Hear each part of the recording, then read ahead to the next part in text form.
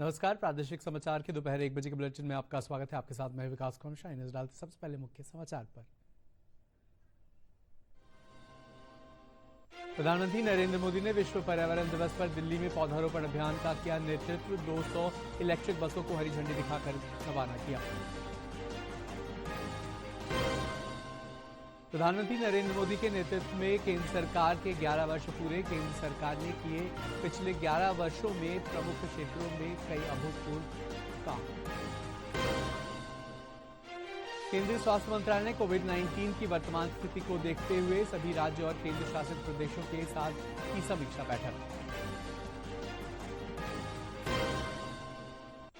और मुख्यमंत्री नीतीश कुमार ने बाढ़ अनुमंडल को दी कई महत्वपूर्ण विकास योजनाओं की सौगात।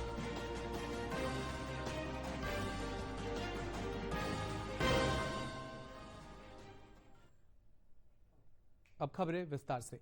विश्व पर्यावरण दिवस के अवसर पर प्रधानमंत्री नरेंद्र मोदी ने आज नई दिल्ली स्थित आधिकारिक आवास पर सिंदूर का पौधा लगाया। इस अवसर पर प्रधानमंत्री ने एक पेड़ मां के नाम पहल के तहत भगवान महावीर वनस्थली पार्क में बरगद का पौधा भी लगाया। मौके पर प्रधानमंत्री ने दिल्ली सरकार की सतत परिवहन के तहत 200 इलेक्ट्रिक बसों को भी हरी झंडी दिखाई, जो स्वच्छ शहरी गतिशीलता को बढ़ावा देगी और पारिस्थितिक संतुलन के प्रति राष्ट्र की सामूहिक जिम्मेदारी का प्रतीक होगी।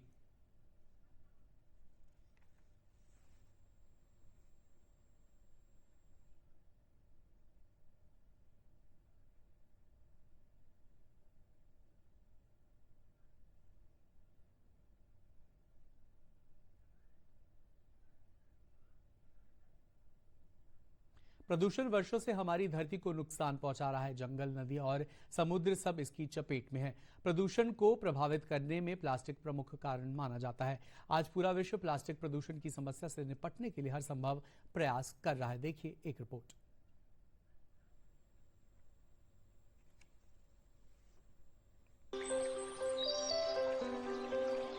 दशकों से प्लास्टिक प्रदूषण ने हमारी धरती को अपनी चपेट में ले रखा है, लेकिन इस विश्व पर्यावरण दिवस पर एक नई उम्मीद की किरण देखी गई है। वर्ष 2025 के विश्व पर्यावरण दिवस की थीम है एंडिंग ग्लोबल प्लास्टिक पोल्यूशन।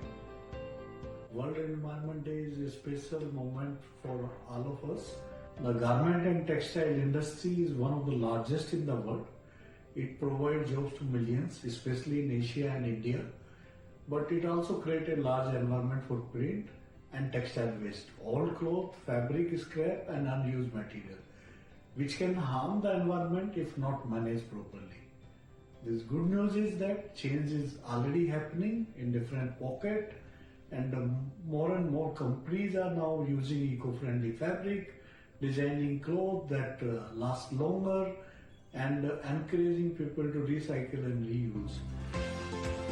संयुक्त राष्ट्र पर्यावरण कार्यक्रम के नेतृत्व में दुनिया एकजुट हो रही है प्लास्टिक पोल्यूशन से लड़ने के लिए। प्लास्टिक प्रदूषण 3 वैश्विक पर्यावरणीय संकटों को बढ़ावा देता है: जलवायु परिवर्तन, जैव विविधता की हानि और प्रदूषण व कचरा। हर साल 1.1 करोड़ टन प्लास्टिक हमारे जल स्रोतों में पहुंचता है, जिससे $600 अरब तक का नुकसान होता है। लेकिन अब समय बदल रहा है। भारत में उद्योग जगत जागरूक हो रहा है और कारोबार के हर फैसले में अब सस्टेनेबिलिटी को प्राथमिकता दी जा रही है। I would say right from the water generation, what we do, we generate water in our resort in Delhi is called as the Rosier. We generate the water which we serve to the guests from the moisture in the air through the solar panels, right? So that means we avoid the plastic bottles. We obviously have the glass bottles, and we refill the glass bottles, which saves again a lot of chemical, a lot of detergents, a lot of other water also is saved from there onwards. We make sure the water is 100% recycled in our hotels and resorts. And we also make sure that most, I would say at least 95% of the paper is all eradicated from our hotels and resorts. प्रधानमंत्री नरेंद्र मोदी की पहल एक पेड़ मां के नाम एक विचार, जो देश से निकलकर वैश्विक बन गया। मां के नाम लगाया गया एक छोटा सा पौधा पर्यावरणीय चेतना और मातृत्व को समर्पित प्रतीक बन गया है। चलिए इस पर्यावरण दिवस पर एक नए विकसित भारत की नींव रखें। देश में सेवा सुशासन और गरीब कल्याण के सिद्धांत से प्रेरित होकर एक दशक में महत्वपूर्ण परिवर्तन हुआ है। प्रधानमंत्री नरेंद्र मोदी के नेतृत्व में सरकार की पहल से पिछले 11 वर्षों में प्रमुख क्षेत्रों में कई अभूतपूर्व काम हुए हैं। देखिए एक रिपोर्ट। 2 वक्त के खाने के लिए भी सोचना पड़ता था। अब हर महीने मुफ्त राशन मिलता है। अब भूख डराती नहीं। अब पेट भरने के लिए चिंता नहीं करनी पड़ती। पहले हमारे हक के सरकारी योजनाओं के पैसे हम तक पूरे नहीं पहुंचते थे। बिचौलिए अपना कट मार लेते थे। अब कोई बिचौलिया नहीं, कोई झंझट नहीं। हमारा पूरा पैसा हमें ही मिलता है, वो भी सीधे हमारे बैंक अकाउंट में। पहले अगर घर में कोई बीमार पड़ता था तो इलाज के खर्चे के बारे में सोचकर हमारी तो ऐसे ही जान पर बन आती थी। पैसे के अभाव में बीमारी के साथ ही जीने को मजबूर थे। आज आयुष्मान भारत से हॉस्पिटल में मुफ्त इलाज होता है। अब बीमार लाचार नहीं है। इन 11 सालों में तेज प्रगति के साथ एक नया इतिहास भी रचा गया है।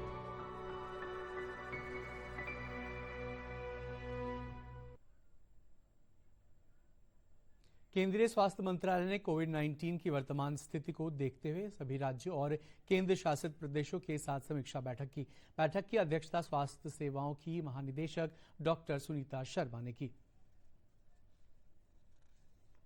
कोविड-19 की वर्तमान स्थिति और सार्वजनिक स्वास्थ्य सेवाओं की तैयारियों को लेकर राज्यों और केंद्र शासित प्रदेशों के साथ समीक्षा बैठक की। देश में हाल ही में कोविड-19 मामलों में वृद्धि को देखते हुए 2 और 3 जून को स्वास्थ्य सेवाओं की महानिदेशक डॉक्टर सुनीता शर्मा की अध्यक्षता में तकनीकी समीक्षा बैठकों का आयोजन किया गया। देश भर में 4 जून तक कोरोना के कुल 4,302 सक्रिय मामले दर्ज किए गए, जिनमें पिछले 24 घंटों में 864 मामलों की वृद्धि हुई है। इनमें से अधिकांश मामले हल्के लक्षण वाले हैं और होम आइसोलेशन में ठीक किए जा रहा है। जबकि 1 जनवरी 2025 से अब तक 44 मौतें दर्ज की गई हैं, जिनमें से अधिकांश पहले से बीमार थे। राज्यों को ऑक्सीजन, आइसोलेशन बेड, वेंटिलेटर और आवश्यक दवाओं की उपलब्धता सुनिश्चित करने के निर्देश दिए गए हैं। 4 और 5 जून को स्वास्थ्य संस्थानों में तैयारी को लेकर मॉक ड्रिल आयोजित की जा रही है। साथ ही स्वास्थ्य मंत्रालय स्थिति पर करीब से नजर भी बनाए हुए है और जनहित में आम जनता को बीमार होने पर भीड़ भाड़ से बचने की सलाह भी दी जा रही है। मुख्यमंत्री नीतीश कुमार ने पटना जिले में शिक्षा और स्वास्थ्य से जुड़ी 165 करोड़ रुपए से अधिक की लागत वाली कई परियोजनाओं का शुभारंभ किया। मुख्यमंत्री ने बाढ़ में नवनिर्मित राजकीय पॉलिटेक्निक भवन और 100 बेड की क्षमता वाले अनुमंडलीय अस्पताल का उद्घाटन किया। श्री कुमार अथमलगोला में निर्मित प्रखंड सह अंचल कार्यालय और आवासीय परिसर तथा राजकीय अन्य पिछड़ा वर्ग कन्या आवासीय उच्च विद्यालय भवन का भी शुभारंभ किया। इस अवसर पर केंद्रीय मंत्री राजीव रंजन सिंह उर्फ ललन सिंह सहित कई गणमान्य लोग उपस्थित रहे। बढ़ते अगली खबर की ओर। मुजफ्फरपुर दुष्कर्म मामले में उप मुख्यमंत्री सम्राट चौधरी का बड़ा बयान सामने आया है। सम्राट चौधरी ने कहा कि बच्ची की मौत दुखद है और इसमें जो भी जिम्मेदार पाया जाएगा उसके खिलाफ सख्त कार्रवाई की जाएगी। सम्राट चौधरी ने कहा कि सरकार इस मामले में स्पीडी ट्रायल चलाकर दोषियों को सजा दिलाने का काम करेगी। उन्होंने यह भी आश्वासन दिया कि जो लोग पीड़ित परिवार की मदद कर रहे हैं, सरकार उनके साथ पूरी मजबूती से खड़ी है। सुप्रिंटेंडेंट को सस्पेंड भी किया गया। पटना में जो कार्यकारी डिप्टी सुप्रिंटेंडेंट थे उनको हटाने का भी काम किया गया और ये जांच चल रही है। ये प्रथम दृष्टिया है। जांच पूरी होगी तो बिहार की जनता को बड़ा स्पष्ट तौर पर बताता हूं कि कार्रवाई होगी और जिन लोगों के चलते बच्ची की मृत्यु हुई है, एक एक लोगों को छोड़ने का काम बिहार की सरकार नहीं करेगी। स्वास्थ्य मंत्री मंगल पांडे ने मुंगेर मॉडल अस्पताल परिसर में 11 हेल्थ एंड वेलनेस सेंटर की आधारशिला रखी। इस अवसर पर उन्होंने कहा कि राज्य सरकार प्रदेश में आम लोगों तक बेहतर चिकित्सा सेवा उपलब्ध कराने के लिए कृत संकल्प है। स्वास्थ्य मंत्री ने मुंगेर में 32 करोड़ की लागत से निर्मित 100 बेड वाले मॉडल अस्पताल का निरीक्षण किया। निरीक्षण के बाद श्री पांडे ने कहा कि समाज के अंतिम व्यक्ति तक स्वास्थ्य सेवा पहुंचाने के लिए अस्पतालों को आधुनिक मशीनों से लैस किया जा रहा है। स्वास्थ्य मंत्री ने कहा कि बिहार पिछले 4 महीनों से पूरे देश में टीकाकरण में 1 नंबर पर चल रहा है। जिला का सदर अस्पताल बन गया, जो अनुमंडल अस्पताल बनना उसकी स्वीकृति हो रही है। सभी प्रखंडों में 30-30 बेड के अस्पताल बन गए। अतिरिक्त प्राथमिक स्वास्थ्य केंद्र बन रहा है। अब प्रधानमंत्री जी और मुख्यमंत्री जी का फोकस ये है कि अब पंचायतों के अस्पताल बनने चाहिए, और उसी का उदाहरण है ये जो 11 ठो करने हम आए हैं, ये उसी का उदाहरण है। अब आगे आने वाले दिनों में हम पंचायतों में व्यवस्थाओं को कैसे ठीक करें, ये आज आगामी विधानसभा चुनाव को लेकर सहरसा प्रशासन की ओर से नए और पुराने वोटरों को जागरूक करने के लिए लगातार जागरूक अभियान चलाया जा रहा है। स्वीप कार्यक्रम के तहत जिला समाहरणालय से दिव्यांगों की जागरूकता रैली निकाली गई, जो शहर के विभिन्न क्षेत्रों में गई। इस मौके पर उप विकास आयुक्त संजय कुमार निराला ने कहा कि लोगों को मतदान के प्रति जागरूक करने के लिए ऐसे आयोजन महत्वपूर्ण होते हैं। दिव्यांगजनों का पूर्ण हो चुका क्या नाम हुआ व्यवस्था की गई है।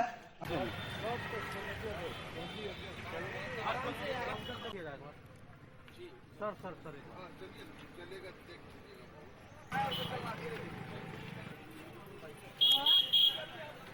हाँ ले लेने होते थोड़ा देखला के मनोबल बढ़। स्वीप के अंतर्गत मतदाता जागरूकता कार्यक्रम PWD रैली के तहत ये विकलांग के अधिकार के तहत हर घर में जाकर के मतदाता रैली का आयोजन हम लोग पब्लिक को जन घर जाकर के हम लोग इसका एक रैली के रूप में निकाल करके जागरूकता अभियान करने जा रहे हैं, जिसमें इस वर्ष 2025 विधानसभा के चुनाव में जो एक नई सरकार बने और एक अच्छी सरकार बने, इसके लिए हम सभी विकलांग तात्पर्य होकर के हम पूरे कोसी कमिश्नरी के घर घर तक जन जागरूक के रूप में हम वोट देने का आग्रह करके सभी को यह कहने जा रहे हैं कि आप एक अच्छी सरकार का निर्माण करें और एक अच्छी देश चलाने में एक अच्छे सुयोग्य नेता का चुनाव करें। कि गांव पंचायत सुदूर क्षेत्र में जो भी दिव्यांग 18 वर्ष से ऊपर के मतदाता हैं उनको जागरूक करें और वह लोग अपने घर से निकलकर मतदान केंद्रों पर जाकर अधिक से अधिक मतदान करें, जिससे एक सशक्त सरकार के चुनाव में हम लोगों की भागीदारी हो और एक सशक्त सरकार बने, जिससे हमारे देश और हमारा भी दिव्यांगजनों का भी विकास हो। इसके लिए हम लोग यह संदेश जो है कार्यक्रम के अंतर्गत जो है रैली के माध्यम से हम लोग यह गांव-गांव तक पहुंचाना। मुख्यमंत्री नीतीश कुमार ने पटना जिला अंतर्गत विक्रम लॉक कैनाल बैंक सौर ऊर्जा परियोजना का शुभारंभ किया। मुख्यमंत्री ने कहा कि राज्य सरकार जल जीवन हरियाली अभियान के तहत सौर ऊर्जा को बढ़ावा दे रही है। इसके लिए राज्य के विभिन्न नहरों, बांधों, नदी और तटबंधों के किनारे खाली पड़े स्थानों का सर्वे कराकर बड़े पैमाने पर सौर ऊर्जा संयंत्र का निर्माण कराया जा रहा है। वहीं मुख्य सचिव अमृतलाल मीणा ने कहा कि इस परियोजना से स्थानीय लोगों को रोजगार भी मिलेगा। बढ़ते हैं अगली खबर की ओर। आज विश्व पर्यावरण दिवस के अवसर पर पटना दूरदर्शन केंद्र परिसर में वृक्षारोपण किया गया। डीडी बिहार के केंद्र अध्यक्ष आर राव और मुख्य कार्यक्रम प्रमुख मनोज प्रभाकर ने पौधारोपण किया। इस अवसर पर केंद्र के अधिकारी और कर्मचारी भी मौजूद रहे।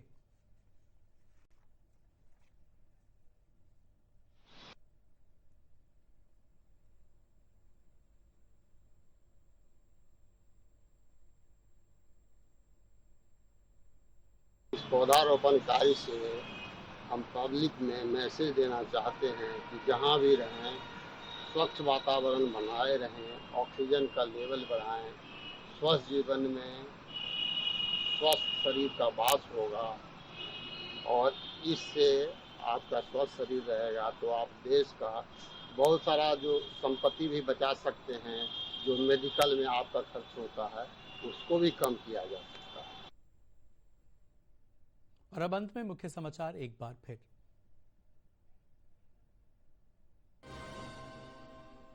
प्रधानमंत्री नरेंद्र मोदी ने विश्व पर्यावरण दिवस पर दिल्ली में पौधारोपण अभियान का किया नेतृत्व। 200 इलेक्ट्रिक बसों को हरी झंडी दिखाकर रवाना किया। प्रधानमंत्री नरेंद्र मोदी के नेतृत्व में केंद्र सरकार के 11 वर्ष पूरे। केंद्र सरकार ने किए पिछले 11 वर्षों में प्रमुख क्षेत्रों में कई अभूतपूर्व काम। केंद्रीय स्वास्थ्य मंत्रालय ने कोविड-19 की वर्तमान स्थिति को देखते हुए सभी राज्यों और केंद्र शासित प्रदेशों के साथ की समीक्षा बैठक। और मुख्यमंत्री नीतीश कुमार ने बाढ़ अनुमंडल को दी कई महत्वपूर्ण विकास योजनाओं की सौगात।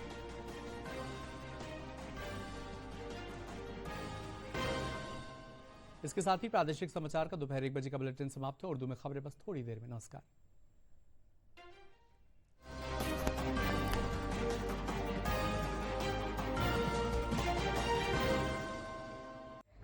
सिंदूर का